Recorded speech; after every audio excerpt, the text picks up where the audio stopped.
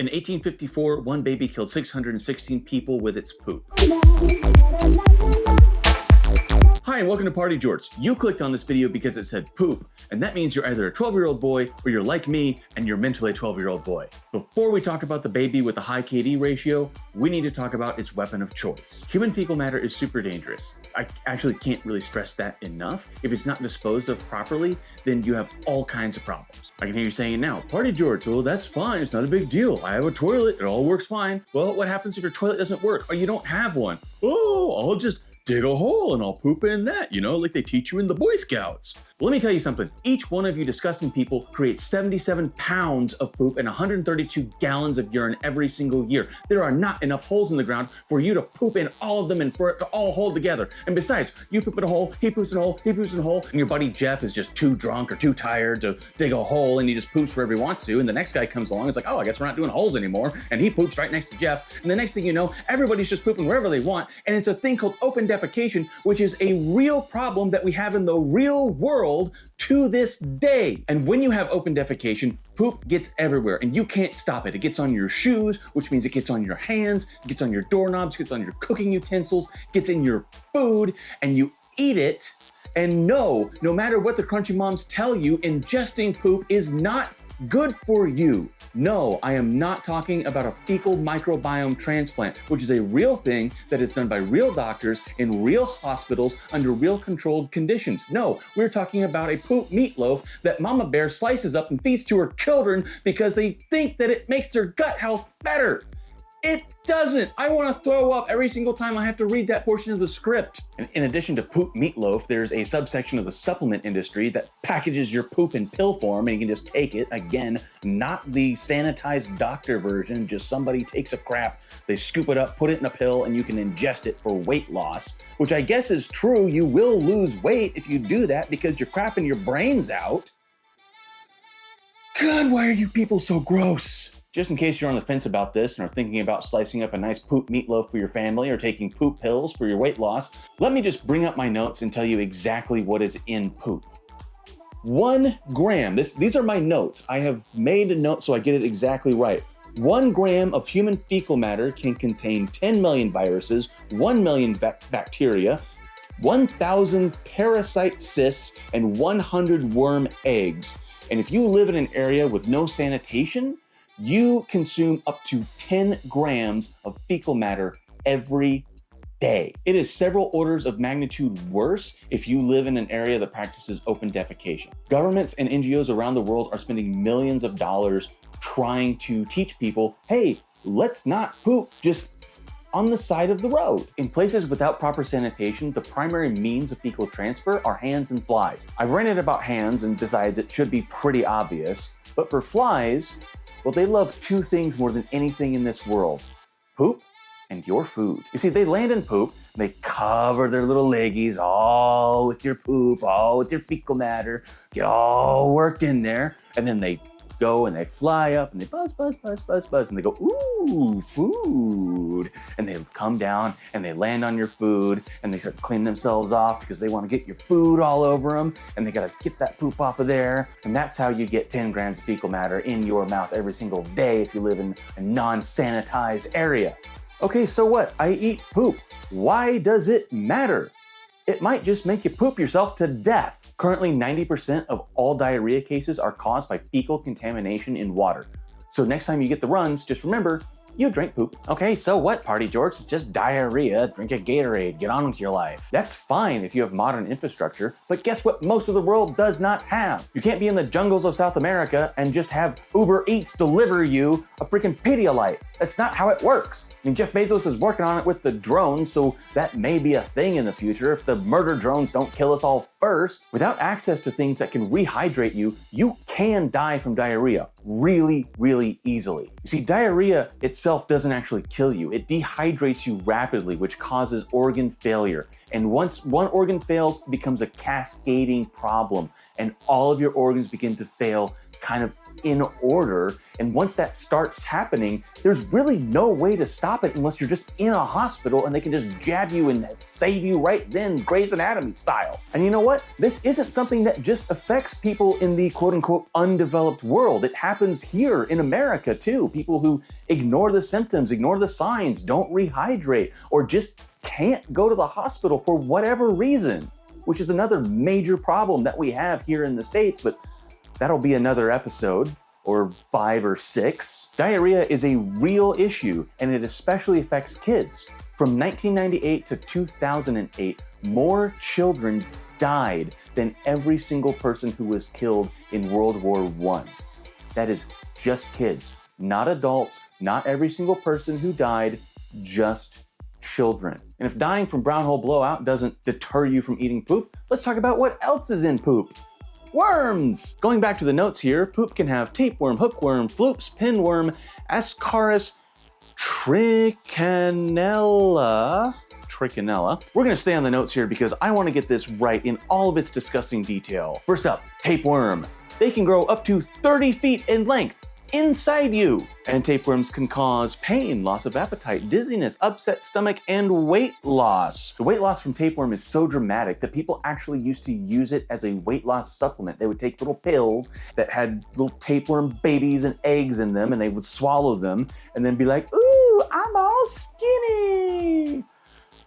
Ooh, you're so gross. You guys are so gross. You know what, I actually looked up the date because I couldn't remember when the tapeworm pills were a thing, and it was the 1800s and the early 1900s, but also right now! People are doing it right now! Why are you people so gross? I get it, weight loss is hard. It can be really difficult. You know what, I'm doing the same thing. I'm doing the diet and exercise and weight loss and all that, and it's not fun. You know, people are doing the whole semaglutide, Ozempic, all that crap.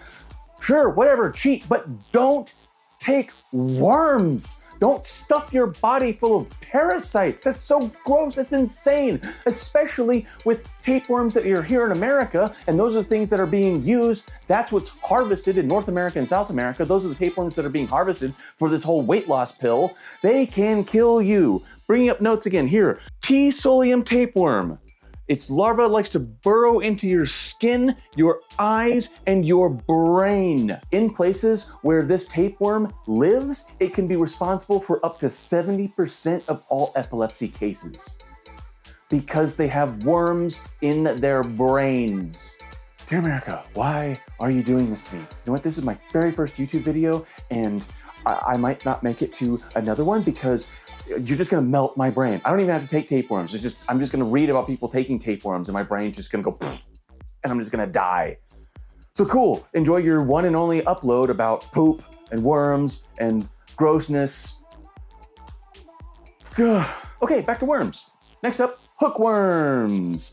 Okay, they cause protein loss, blood loss, and anemia. Flukes. It causes indigestion, diarrhea, constipation, and nausea. Next up is pinworm. It's relatively harmless, but it does make your butt itch. It's extremely common in children and those who work with children. So if you are a teacher or work in a daycare, any kind of childcare settings, and your butt itches, guess what? You got worms in your butt. You got worms in your butt. You got worms in your butt. You got worms in your butt. Next worm is Ascaris. It causes abdominal discomfort, coughing, wheezing, intestinal blockages, and liver blockages. Our final worm on the list, Trichinella. I actually looked up how to say that. It causes nausea, vomiting, diarrhea, abdominal pain, chills, fever, headache, cough, muscle aches, joint pain, swelling of the face and or eyes, itching, constipation, difficulty breathing, and heart problems.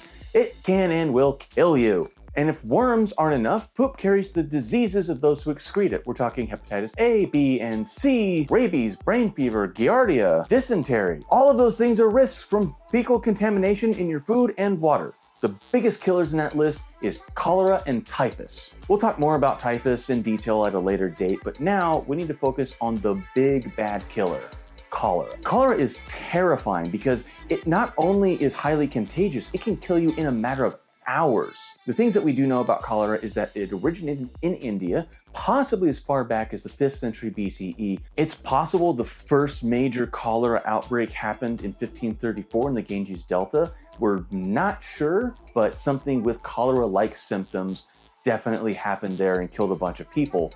But what we do know for absolute certain is in 1817, cholera made its mark on the world. Dusort, India was the first to get hit, but it spread across the country like wildfire. Now, at this time, India is under British colonial rule, and infected British troops start taking the disease worldwide. And in 1831, they brought it home to England. Now, it's impossible to know the death toll worldwide, but it's undoubtedly in the millions. In just London alone, from 1853 to 1854, 10,000 people died from cholera. And this is how in 1854, we get to one baby and a lot of dead people. The cholera epidemic was in full swing in London and nobody knew why. The answer was surprisingly simple. London drew its water primarily from the Thames, and they also dumped their sewage into the Thames.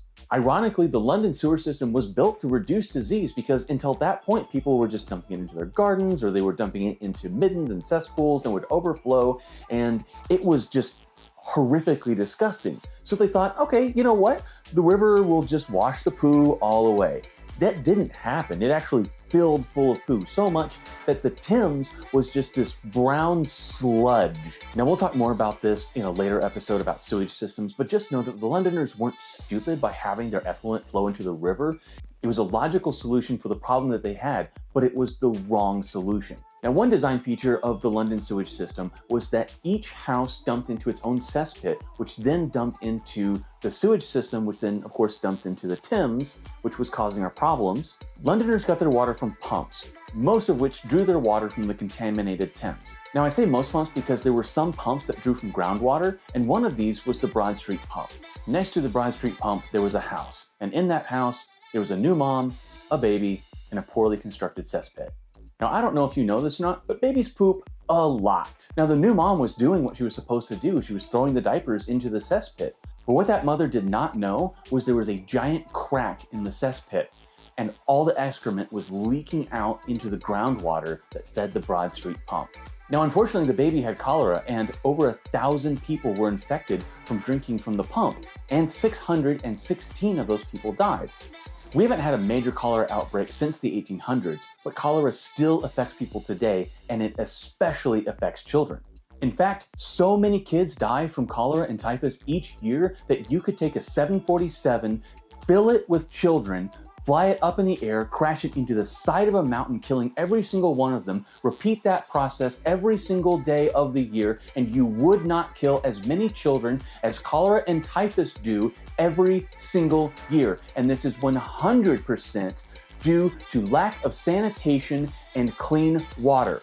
Okay, you know what? This is the part of the video where I get legitimately angry. You know, I've been hyperbolic angry throughout this whole thing with people slicing off pieces of poo to feed to their families or taking tapeworm pills to lose weight or whatever. But at the time of recording, 2.1 million Americans live without adequate sanitation, and 1 million of those people live without any sanitation at all. This is the United States of America, and we are not taking care of the people who are here living with us. We are the greatest country on earth. And don't tell me that it's some left or right thing, because they've both been in power, and the problem gets worse and worse and worse every year. In fact, we are on track to pass 3 million people without adequate sanitation by the end of the decade. What are we doing?